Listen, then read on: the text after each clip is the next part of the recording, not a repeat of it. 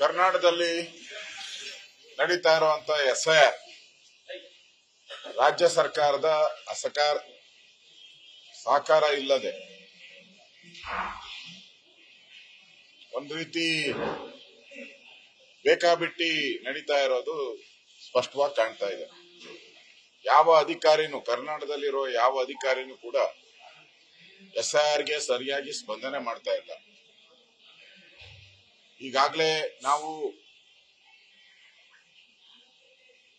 ಇಡೀ ಕರ್ನಾಟಕದಲ್ಲಿ ಏನು SIR ದಾಖಲಾತಿಯ ಫಾರಮ್ಸ್ ಏನು ಕೊಡಬೇಕಾಯಿತು ಅದು ಎಲ್ಲ ಶಾದಿ ಮಾಲ್ಗಳಲ್ಲಿ, ಮಸೀದಿಗಳಲ್ಲಿ ಕ್ಯೂ ನಿಲ್ಲಿಸಿ ಮಾರ್ಕೆಟ್ಗಳಲ್ಲಿ ಕೊಡ್ತಾ ಇದ್ದಾರೆ. ಒಂದು SIR ನ ಏನು ನೀತಿ ಇದೆ ಅದನ್ನ ಪ್ರಾರಂಭದಲ್ಲೇ ವೈಲೇಟ್ ಮಾಡ್ತಾ ಇದೆ. ಇದರಿಂದ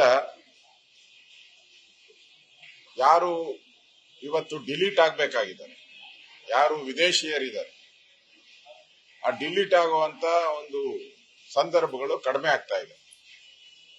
ಆದ್ರಿಂದ ಕೂಡಲೇ ಚುನಾವಣಾ ಆಯೋಗ ಮಧ್ಯಪ್ರವೇಶ ಮಾಡಿ ರಾಜ್ಯದಲ್ಲಿರುವಂತ ಈ ಅಧಿಕಾರಿಗಳೇನಿದ್ದಾರೆ, ಈಗಾಗಲೇ ಕಾಂಗ್ರೆಸ್ ನೇತೃತ್ವದ ಸರ್ಕಾರ ಅವ್ರಿಗೆಲ್ಲ ಡೈರೆಕ್ಷನ್ ಕೊಟ್ಬಿಟ್ಟಿದೆ. ವಿಳಂಬ ಮಾಡಿ, ತಪ್ಪುಗಳು ಮಾಡಿ, ಯಾರನ್ನು ತೆಗಿಬೇಡಿ, ಅವ್ರು ವಿದೇಶದವರು ಇರಲಿ ಯಾರೇ ಇರಲಿ ತೆಗಿಬೇಡಿ ಅನ್ನೋದು ಸ್ಪಷ್ಟ ಸೂಚನೆ ಕೊಟ್ಟಿರಂಗೆ ಕಾಣ್ತಾ ಇದೆ. ಈಗಾಗಲೇ ಕಾಂಗ್ರೆಸ್ಸಿನ ಮಂತ್ರಿಗಳು ಕೂಡ ರಿಯಾಕ್ಷನ್ ಮಾಡಿದ್ದಾರೆ.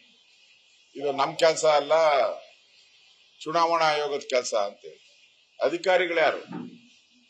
ಕರ್ನಾಟಕದ ಅಧಿಕಾರಿಗಳು ತಾನೆ. ಅವ್ರನ್ನ ಸಭೆ ಮಾಡಿ ಅವ್ರಿಗೆಲ್ಲ ಏನ್ ಡೈರೆಕ್ಷನ್ ಕೊಟ್ಟಿದ್ದಾರೆ ಇವತ್ತು ಜಗತ್ ಜಾಹೀರಾತು ಆಗ್ಬೇಕದು, ಗೊತ್ತಾಗ್ಬೇಕು ಜನಕ್ಕೆ. ನೀವು ಮಾಡ್ತಾ ಇರೋ ಕುತಂತ್ರದಿಂದ ಇವತ್ತು SIR ಹಳ್ಳ ಹಿಡಿತಾ ಇದೆ. ಅದಾಗಬಾರ್ದು. SIR ನ ಘನತೆ ಗಾಂಭೀರ್ಯ ಏನಿದೆ ನಾವು ಆಗ್ರಹ ಮಾಡ್ತೀರಿ. ಬೇರೆ ರಾಜ್ಯದ ಅಧಿಕಾರಿಗಳನ್ನ ಇಲ್ಲಿ ತಂದು ಯಾವ ರೀತಿ ವೆಸ್ಟ್ ಬೆಂಗಾಲಲ್ಲಿ ಅಲ್ಲಿನ ಸರ್ಕಾರ ವಿರೋಧ ವ್ಯಕ್ತ ಮಾಡ್ತು, ಆ ಸಂದರ್ಭದಲ್ಲಿ ಸುಪ್ರೀಂ ಕೋರ್ಟ್ ಆದೇಶದ ಮೇಲೆಗೆ ಅಲ್ಲಿ SIR ನಡೀತು.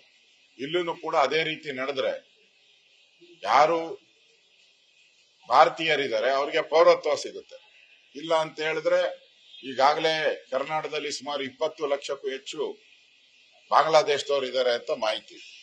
ಅವರೆಲ್ಲ ಒಂದ್ಸರಿ ಎನ್ರೋಲ್ ಔಟ್ರೆ ಇನ್ ಲೈಫ್ ಲಾಂಗ್ ಅವರು ಕರ್ನಾಟಕದ ಸಿಟಿಸನ್ ಆಗ್ತಾರೆ. ಅವರಿಗೆ ರೇಷನ್ ಕಾರ್ಡು, ಹೆಲ್ತ್ ಕಾರ್ಡು ಎಲ್ಲ ಸಿಕ್ಕಿದ್ರೆ ನಮ್ಮ ರಾಜ್ಯದ ಹಣ ಲೂಟಿ ಆಗ್ತೈತೆ, ದೇಶದ ಹಣ ಲೂಟಿ ಆಗ್ತೈತೆ. ಅದಕ್ಕೆ ಯಾವುದೇ ಕಾರಣಕ್ಕೂ ಅವ್ರಿಗೆ ಅವಕಾಶವನ್ನ ಕೊಡಬಾರ್ದು.